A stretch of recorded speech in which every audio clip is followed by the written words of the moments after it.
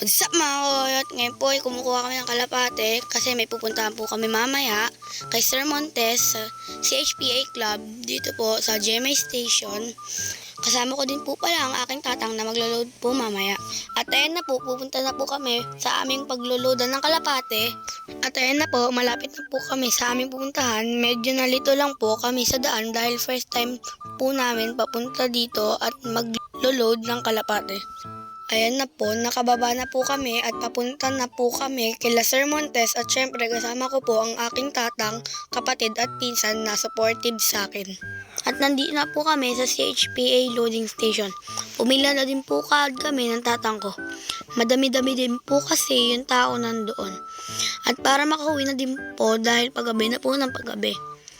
At ayan nga po pala ang ginagawa nila sa mga kalapate. Kinukuha po nila yung ring number at nilalagyan ng sticker. At dito po, pinapasok ko na po yung mga kalapate. Winner kami area 2 eh. Di ba dati area 1 kami?